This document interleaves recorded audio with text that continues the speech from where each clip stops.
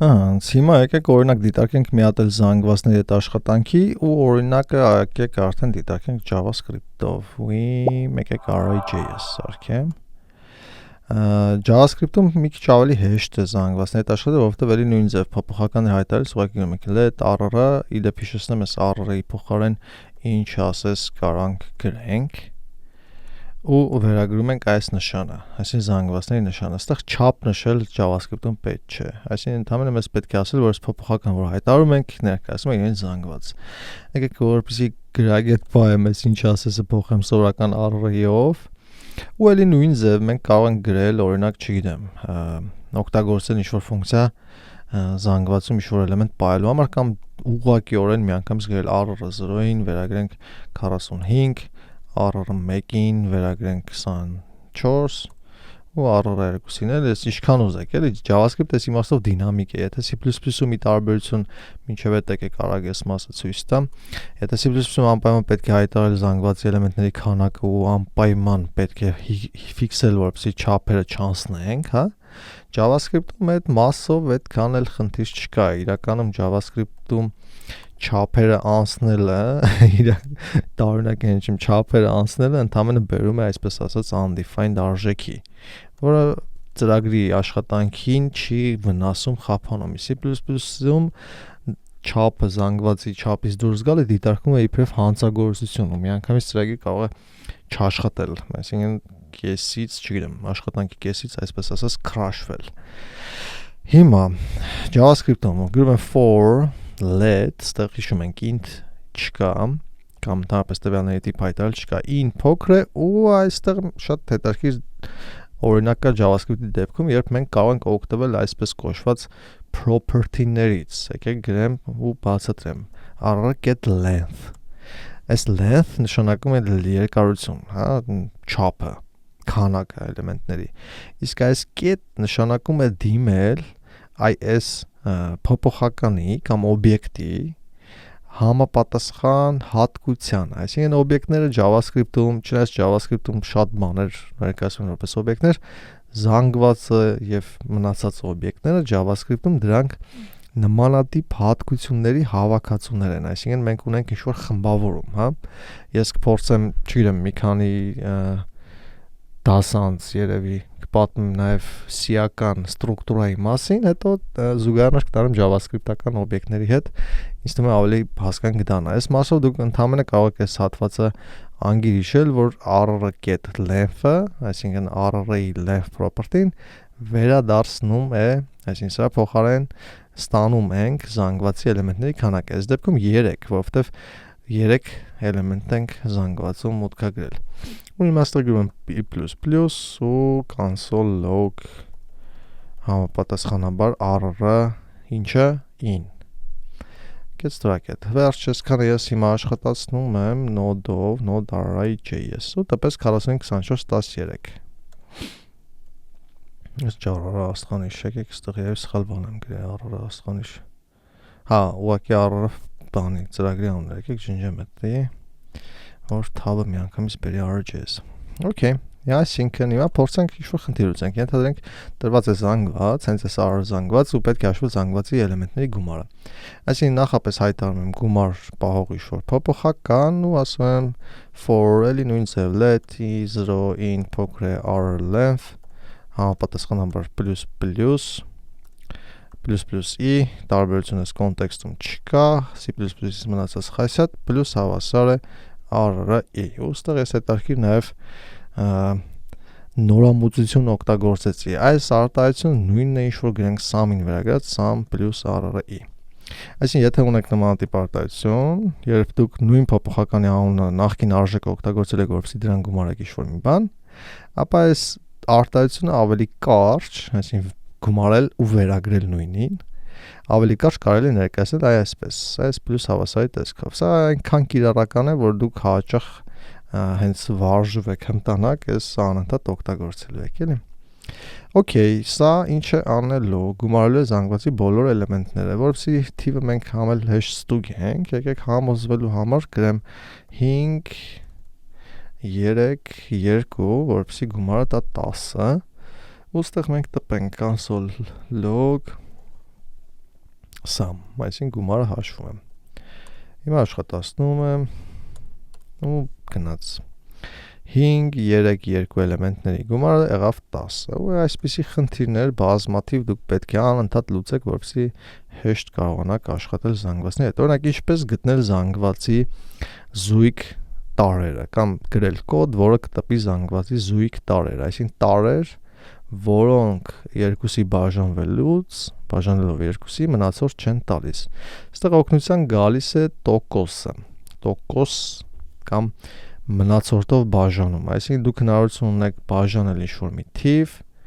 ինչ-որ մեկ այլ թվի ու տեսնել, եթե արդյունքը տվել 0, նշանակում է իրանք այս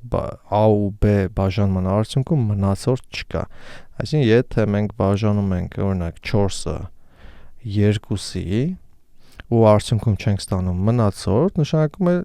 անմնացորդ բաժանվեց, չունենք այսպիսի հարց, երբ 5-ը 2-ի բաժանելուց կտա մնացորդ 1։ Հիմա այս նույն սկզբունքը կիրառելով կարող ենք տեսնել, թե եթե օրինակ A թիվը զույգ է թե չէ, կարող ենք ասել A տոկոս 2, եթե մնացորդ չտվեց, հիշեցնում եմ, սա մնացորդն է վերադարձնում, այսինքն ոչ թե բաժանման արդյունքը, այլ մնացորդը, թե բաժանման արդյունքում ինչ մնացորդ կտա։ Եթե մնացորդ չկա, այսինքն 0 է, ապա թիվը զույգ է։ Եթե մնացորդ կա, այսինքն 0 չէ, իսկ 0 չէ նշանակում է հավասար չէ 0, իսկ հավասար չեն այս նշանով է դրվում։ Եթե հավասար չէ 0, նշանակում է մնացորդ կա, ամբողջ չի բաժանվել, հետեւաբար զույգ չէ։ Հիմա սա կարող ենք կիրառել արդեն հենց ստեղ։ Օրինակ գրեմ for let in էլի 0 in փոքր է array length զանգվածի բոլոր էլեմենտների վրայով գնում ենք ու համապատասխանաբար այստեղ արդեն կիրառում եմ if-ը։ Ասեմ եթե զանգվածի հերթական էլեմենտ, որն է զանգվածի հերթական էլեմենտը, array, եթե array տոկոս, այսինքն բաժանած ու մնացորդը ստանանք, հավասար է 0, այսինքն առանց մնացորդ բաժանվեց 2-ի, ապա այստեղ տպում եմ console log array, օպ, 2 է, եկեք ես վերևի տողերը մաքրեմ մեզ չխանգարի, այսա, թողնենք մենակ զանգվածը։ Ումն ուշադրի նայենք այս կոդը, եկեք մի քիչ խոշորացնեմ, սա մեզ պետք է գա։ Ումն ուշադրի նայեք այս կոդը, այստեղ ինչ է ստացվում։ Ստացվում է հետևյալը, ստացվում է for ցիկլով պատտվում ենք զանգվածի վրա ու ասում ենք յուրաքանչյուր հերթական էլեմենտը, այսինքն սկզբում r-ը 0-ն առաջի դեպքում։ Հետո r-ը 1-ը, որովհետև պայմանով r length-ը 3-ա լինելու, որովհետև այստեղ 3 էլեմենտ կա։ Ու ասում ենք, որ եթե ինդեքսը փոքր է դեռ այդ քանակից, ստուգի ես արտահայտությունը, հա։ Այսինքն ստուգելու է r-ը 0, r-ը 1 եւ r-ը 2-ի համար հերթով, հա, սկզբում r-ը 0-ն, հետո r-ը 1-ը, հետո r-ը 2-ը, այսինքն in սկզբում լինելու է 0, հետո 1, հետո 2։ Եկեք ես զուտ այս մասը իմ սրտի հանգստության համար մի հատ ցույց տամ, որ դուք համոզվեք, հա։ Վստահ եմ կարիք չկա, բայց սրտի հանգստության համար։ Տեսեք, ես գրեմ let in փոքր է, օրինակ 3 ու ++e։ Ոստեղ միանգամից տպում եմ i արժեքը, հենց i արժեքը, դա շատ կարևոր է, որ ես տպում եմ i արժեքը, որովհետեւ հասկանաք, թե for-ի մեջ ինչ արժեքներ են տնում։ Հիմա հարց, փորձեք արագ պատասխանել։ Այս for-ի կատարման արդյունքում կտպվի 0 1 2 3, թե այս for-ի կատարման արդյունքում կտպվի 0 1 2։ 3 վայրկյան տալիս եմ, 1, 2, 3, հիմա աշխատացնենք, տեսնենք, node.js, այո, 3-ը չի տպում, 0, 1, 2, այսինքն, ստեղ, այս պայմանը, երբ in հավասար է 3, արդեն այս պայման դարձնում է false ու այլ ցիկլի մեջ չի մտնում, այլ ցիկլից դուրս է գալիս։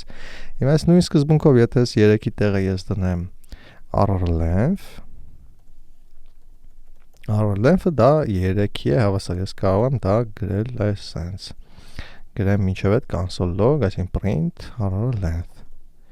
Ու կտեսնեք, որ այս կոդ աշխատացնելուց սկզբում տպելու է 3, որովհետև r-length-ը դա 3 է,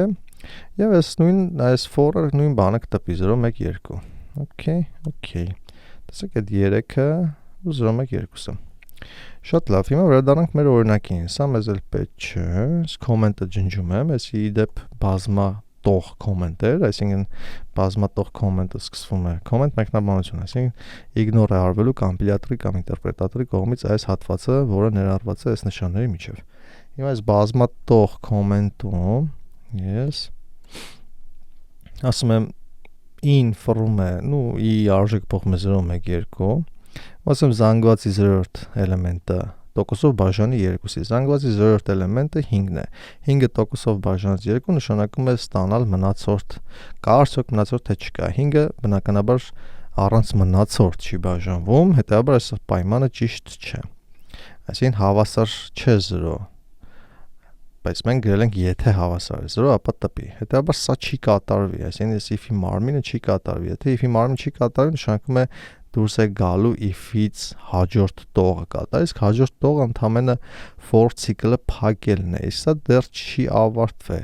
պետք է կատարվի այս քայլը, հիշում եք for-ի դասը, ու այդ քայլը կատարելուց հետո ստուգվի պայման, այսինքն երբ քայլը կատարվեց in դառնալու է 1,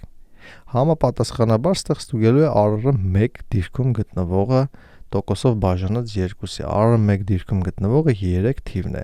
3-ը տոկոսով 2-ի բաժանելով պետք է ստանանք իր մնացորդը, որը կա, 0 չէ, հետևաբար այս պայմանը ևս false է տալու, ու այս տողը չի կատարվելու, էլի ցիկլից դուրս չի գալու, այլ փոխելու է այս արժեքը, ու ստուգելու է պայմանը, այսինքն in դառնում է 2, 2-ը փոքր է 3-ից բնականաբար և ստուգելու է r-ը 2 դիրքում գտնվող արժեքը, 2 դիրքում գտնվում է 2, 2-ը 2-ի բաժանվում է առանց մնացորդ, հետևաբար այստեղ կտպվի, այսինքն պայմանը տեղի կունենա, ու ստեղ կտպվի համապատասխանաբար այս արժեքը, որը 2-ն է, այս դա էլ կստանանք մենք, եթե այս տողը կոդը կատարենք, այսպես, փորձեք անընդհատ հմտանալ այս հատվածը, օրինակ գտեք, չգիտեմ, բոլոր կենտ էլեմենտների գումարը, այսինքն ես ուզում հաշվեմ գումարը, այս զանգվածի մեջ գտնվող արժեքների, մենակ այն դեպքում, եթե այդ արժեքները կենտ են, այսինքն հայտարարում եմ էլի let sum, որովհետև գումար հաշվելու համար ինձ պետք է զորական արժեք, որովհետև sum-ին եմ գումարելու դրանք, ասում եմ կենտն եմ ման գալիս, այսինքն ոչ զույգը, հետևաբար ասում եմ, եթե r-ը ի տոկոս 2-ը ոչ թե հավասար է 0, այլ հավասար չէ 0, այսինքն մենակ կենտերի դեպքում ուզում եմ այս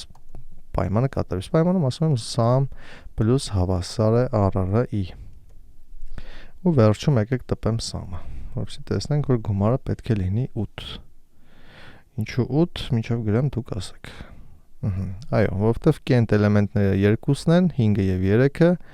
և դրանց գումարն եմ հաշվում, ինչպես եմ հաշվում, sum փոփոխականի մեջ զորական արժեք, for էլի զանգվածի վրա պտտվում եմ հերթով, ասեմ զանգվածի 0-րդ դիրքի էլեմենտը դա 5-ն է, տոկոսով բաժանի 2-ի, եթե հավասար չի 0-ի, իսկ բնականաբար հավասար չի 0-ի, որովհետև 5-ը անմնացորդ 5-ը անմնացորդ չի բաժանվում 2-ի, այս ցենս փոխով,